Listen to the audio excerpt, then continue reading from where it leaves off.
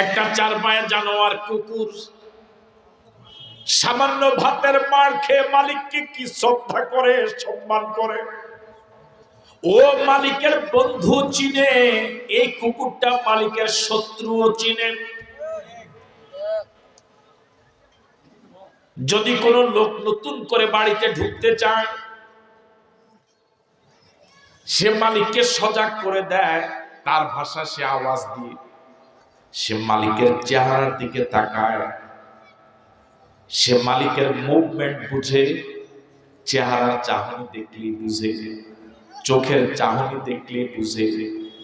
সে যদি দেখে মালিকের এই আগন্তুকটা পরিচিত, এই বুঝদার আছে, যদি দেখে মালিক শত্রুর মতো আচরণ করে না, এই কুকুরটাও এই মালিকের এই বন্ধুর সাথে বন্ধুর মতো আচরণ শুরু করে দেয়। বুঝতেছেন কথা? ও মালিকের আগে আগে লেজ নেড়ে নেড়ে মালিককে ঘর পর্যন্ত নিয়ে যায় মেহমান সহ। সে মালিকের বন্ধু চিনে, মালিকের বন্ধুর সাথে সে শত্রুর আচরণ করে না, বন্ধুর আচরণ করে। আবার যদি মালিকের অপরিচিত কেউ ঢুকে, কোন চোর ঢুকে, কোন ডাকাত ঢুকে, কোন সন্ত্রাসী ঢুকে, কোন অপরাধী মালিকের জন্য ক্ষতিকর কেউ যদি ঢুকে, সে কিন্তু কোনদিন জীবন চলে গেলেও মালিকের এই শত্রুর সাথে বন্ধুর মতো আচরণ করে না। তার জীবন চলে যাবে, সে একা লড়ে যাবে, এই শত্রুকে মালিকের সীমানার ভিতরে সে ঢুকতে দিবে না। শুনতেছেন যুবকেরা? শুনতেছ? তাহলে এবার কথাটা একটু আপনারা বলুন তো, কুকুর কি তার মালিকের বন্ধু চিনে? আপনারা বুঝতে পারিনি মনে হয়। কুকুর কি মালিকের বন্ধু চিনে?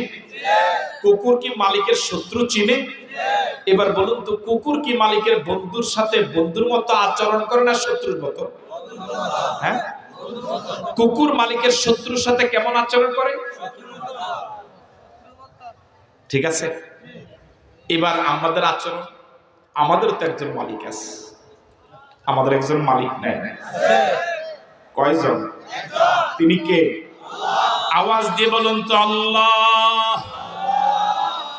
আরো জোরে বলুন আল্লাহ।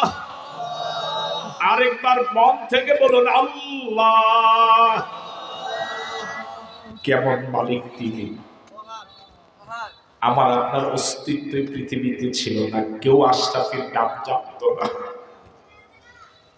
কেউ আশরাফিকে চিনত না। এক ফোঁটা পানি থেকে মালিক তিল তিল করে মানুষ হিসেবে দুনিয়াতে পাঠালেন। কথা বলতে জানতাম না, মালিক কথা